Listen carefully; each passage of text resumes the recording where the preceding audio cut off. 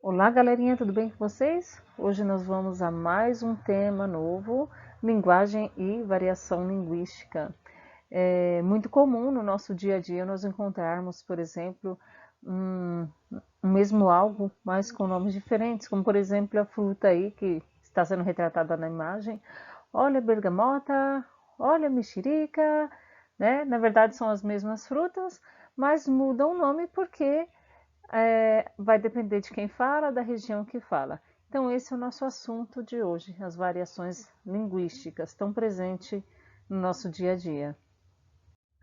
Bom, primeiro nós precisamos relembrar alguns conceitos, né? Por exemplo, o conceito de linguagem e de língua. Nós temos aqui alguns exemplos.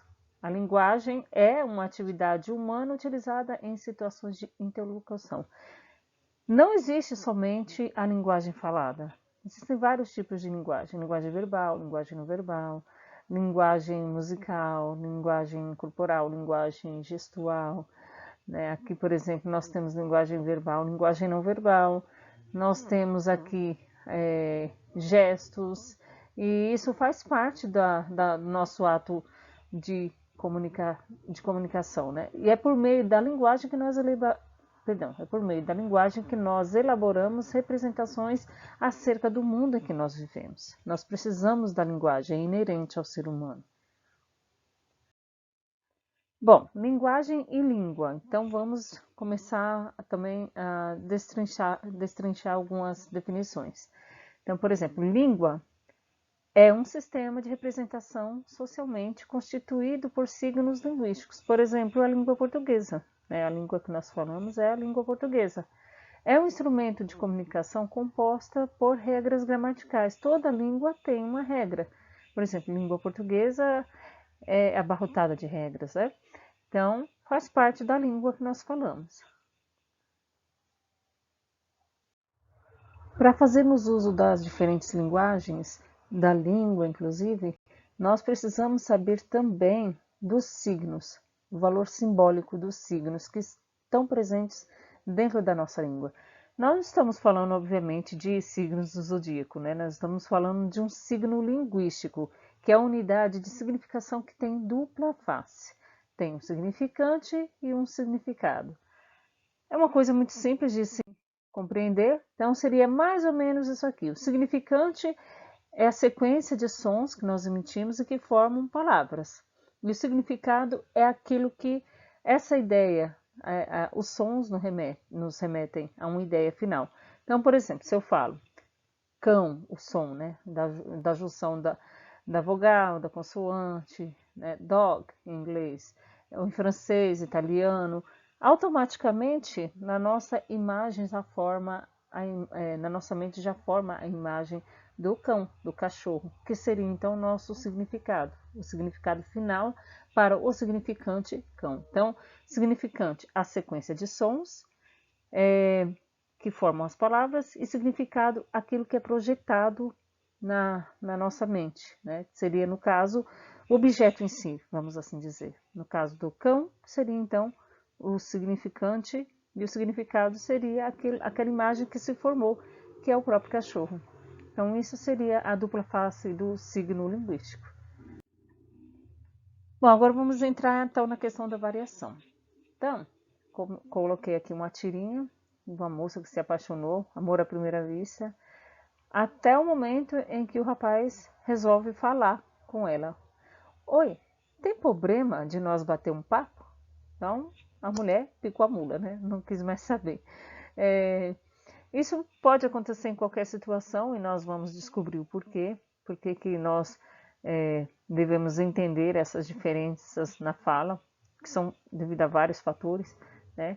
E é importante nós lembrarmos que há uma variação, mas que também há uma norma. Então, variação linguística são as diferentes formas de nós usarmos uma língua, a nossa língua portuguesa, por exemplo. Então, vai depender de quem fala, para quem fala, vai depender também até que, por exemplo, qual o grau de escolaridade da pessoa que está falando, com quem se está falando. Se você vai usar um público mais idoso, você vai pensar num tipo de linguagem, se você vai falar com um público jovem, você pode pensar num outro tipo de linguagem para se adequar à situação. Agora, nós temos normas, que são as normas urbanas de prestígio. Por exemplo, são aquelas que são utilizadas nos contextos formais da fala e da escrita, que vão se preocupar mesmo em seguir as regras, né? Porque de repente o contexto exige que isso aconteça. Para fazer uma palestra, você está dando uma aula, você participa de uma entrevista, então requer um maior cuidado com as palavras e logo requer um cuidado com a norma gramatical. Agora, o que não pode acontecer é recair ao preconceito linguístico. Que o preconceito linguístico seria o julgamento negativo que é feito dos falantes em função da variedade linguística que utilizam. Então, por exemplo, bicicleta, cocrete, cardeneta. A menininha pensou, falou, nossa, ele fala tudo errado. Então, foi devolver o papagaio. Vem devolver o seu papagaio. Há algum problema? Então, a mesma variante que o vendedor fala é a mesma variante que o papagaio absorveu. Então, vai depender de uma série de fatores. Quem fala, com quem fala, o grau de escolaridade e assim por diante. E aí, uma imagem explícita de preconceito linguístico. A pessoa fala e a outra começa a rir, né? O que não é interessante, porque as variedades linguísticas existem, nós sabemos que existe um formato padrão da nossa língua portuguesa, que precisa sim ser respeitado, mas que as variedades existem e que também precisam ser respeitadas. Nós não podemos fazer nenhum julgamento negativo, ironizar alguém em função do tipo de variante que a pessoa usa. Isso seria bem desagradável, bem desumano até, bem deselegante, como costumo dizer. Então aqui tem um mapa das variedades regionais e sociais. Então os diferentes modos de falar de cada região. Então tá lá em cima seria o amazônico, à direita o nordestino, para baixo o baiano, e aí vai descendo mineiro, fluminense e o sulista. Então cada um vai ter uma maneira de falar. Isso é totalmente permitido pela língua portuguesa, porque é riquíssima em variações. A língua é uma coisa viva, então ela vai mudando com o tempo, não tem como ser imutável. Então isso aqui peguei um texto que é bastante conhecido para exemplificar o tipo de falar, por exemplo, de um mineiro. Sá passado, era 7 de setembro, estava eu na cozinha tomando um pinco-mel e cozinhando um quilo de carne com mais tomate para fazer uma macarronada com galinha assada. Quase caí de susto quando vi um barulho vindo de dentro do forno, parecendo um tiro de guerra. A receita mandou pôr milho de pipoca dentro da galinha para assar. O forno esquentou, o milho estourou e o fiofó da galinha explodiu. Nossa senhora, fiquei branco que nem um litro de leite. Foi um trem doido demais. Quase caí dentro da pia. Fiquei sem saber, não convou, não contou, proconvou. Ó, pra você ver que loucura. Graças a Deus, ninguém se machucou. Então, esse texto foi escrito assim pela junção das palavras que provavelmente o mineiro faz, né? Então, ele sai juntando as palavras, cortando e acaba emendando e criando assim essa variedade bem típica mineira. Então, é um texto que é muito utilizado quando se vai estudar as variações linguísticas regionais e as sociais. Bom, as regionais e sociais, então, vão depender de alguns critérios. Por exemplo, ela pode ser uma diferença no termo fonológico, como a menina que falou, como o papagaio que falava bicicleta, melhor, ao invés de falar melhor ou bicicleta. Então, e também morfossintático. A gente fuma, as laranjas, então cortando o S da as laranjas, fica as laranjas. Cortando o que se costuma falar em língua portuguesa da redundância do S. Então, eu coloquei mais uma vez aqui a tirinha da menina, aqui para mostrar, para reforçar a ideia dessas diferenças de fala. E ainda nós temos variedades estilísticas, que ocorrem de acordo com o contexto de uso da língua, então, grau de formalidade. Então, de repente, eu conversando com um juiz, minha linguagem terá que se adequar ao momento da fala. Né? Então, vou ter que usar um português muito mais formal do que quando eu estou em sala de aula. Eu procuro utilizar uma linguagem mais formal, mas como o público é jovem, muitas vezes a linguagem pode ser um pouco mais despreocupada, desde que, claro, respeite-se as regras gramaticais, porque isso é muito importante em sala de aula. A linguagem formal, em situações formais, discursos públicos, entrevistas de emprego, essas têm extrema preocupação com as regras gramaticais. Precisam estar alinhadas com as regras gramaticais. Afinal, nós não podemos falar um português despreocupado numa entrevista de emprego. Não vai dar muito certo, né? E uma linguagem informal e coloquial, em situações informais, conversa entre amigos, colegas de classe, dois professores que estão num horário, sei lá, se encontrarem em algum lugar, estão batendo um papo. Então, sem se preocupar ali que tem gramática para seguir. Né? Então, um momento despreocupado não exige uma linguagem preocupada. Você pode falar gírias, você pode até cometer alguns erros gramaticais que tudo bem. O momento não requer uma formalidade. Né? Então, as variedades estilísticas vão depender do local e de quem nós estamos, com quem nós estamos falando. Então, aqui, peguei uma charge também. Então, uma pessoa numa entrevista de emprego, falo fluentemente inglês, espanhol, francês, russo, italiano e alemão. E português? Aí varia. Por que ela quer dizer isso? Porque vai variar de situação para situação. Né? É claro que aí a resposta dela talvez não tenha sido muito feliz, mas é só para exemplificar que a língua portuguesa vai variar de acordo com a situação. Nós temos também a gíria e o jargão, que são modos de falar entre determinados grupos, como por exemplo, a gíria, meus alunos utilizam, vocês utilizam a todo momento, e pode ser por um grupo específico, por exemplo, gírias que somente skatistas conheçam, surfistas conheçam. Agora, já o jargão geralmente identifica um grupo mais profissional, por exemplo, economista, profissional de informática, médico, são tipos de linguagem específica deles. Né? Então, nós chamamos isso de jargão. Em resumo, o que nós precisamos sempre lembrar acerca das variedades linguísticas? Que a língua é viva e é dinâmica e está em constante mudança. É uma construção humana e histórica. Identifica características de seus usuários. Concede unidade a uma cultura, a uma nação. Se ela é viva e ela é dinâmica, ela vai mudar. A língua portuguesa, como nós estávamos vendo há pouco tempo no trovadorismo, ela saiu lá do galego-português para se formar tal qual ela é hoje. Então, muitas transformações se passaram até chegar ao que hoje é. Por exemplo, Camões, ele escrevia em alguns momentos coisas que hoje são consideradas erradas, como por exemplo, planta. Camões grafava como planta. Então, por quê? Porque até aquela época era assim. E aí foi mudando e chegando e se formando como nós conhecemos hoje. Então, é uma construção humana histórica. A língua é viva.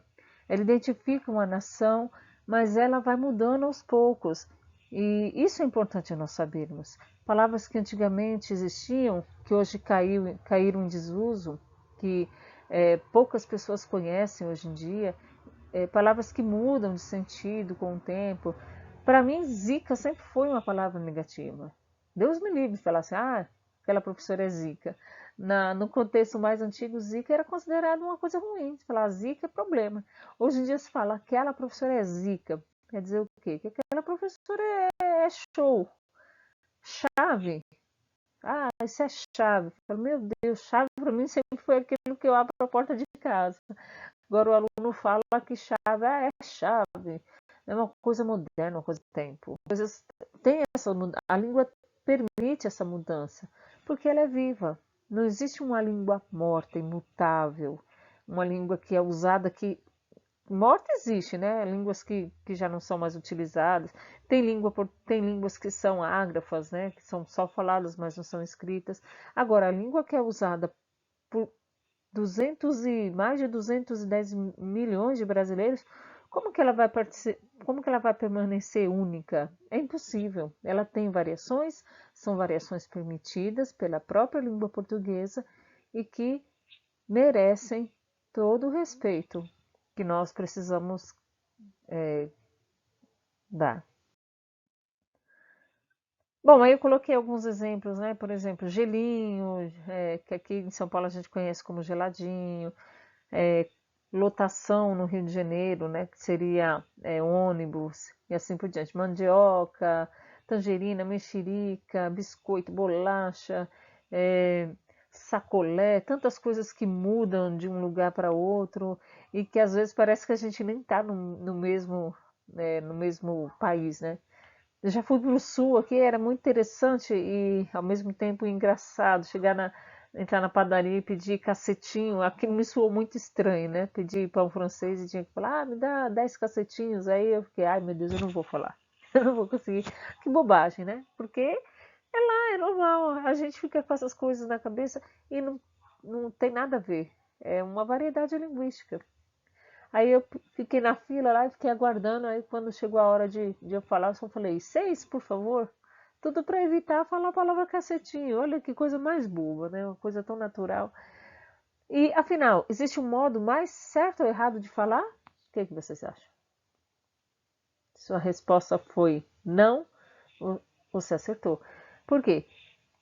Como nós acabamos de discutir, a língua é rica em variações, cada um fala de um jeito, vai depender do momento, vai depender com quem se está falando. Então a língua ela permite essas vivências diferentes. Então nós não podemos falar que certo que fulano fala errado, fulano fala mais feio que o outro. Não, todos nós falamos uma mesma língua, só que nós falamos de acordo com a nossa convivência, do que foi passado para nós ao longo da nossa convivência com os nossos pais, avós, e assim por diante.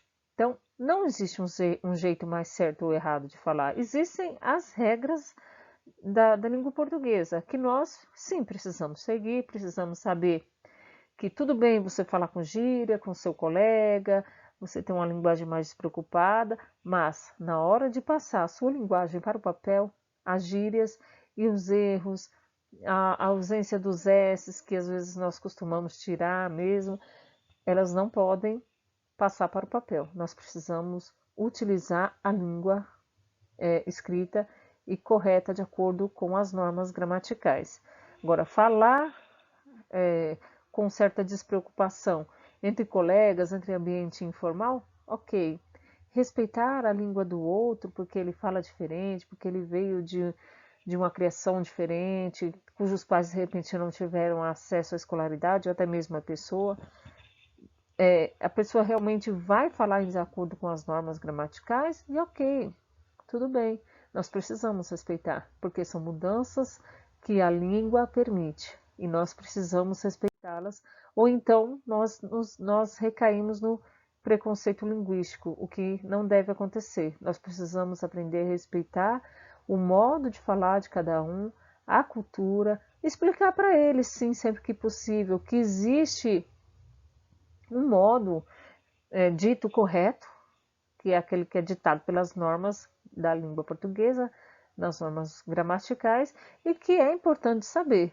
Mas nós não podemos discriminar, nem rir e nem falar mal, porque as pessoas têm uma variante diferente da nossa. Então é importante que vocês saibam disso.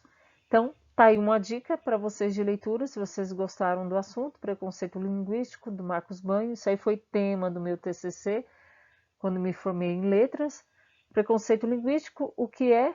como se faz. O livro é tão antigo que ainda tem trema, né? O trema já não é mais utilizado em língua portuguesa.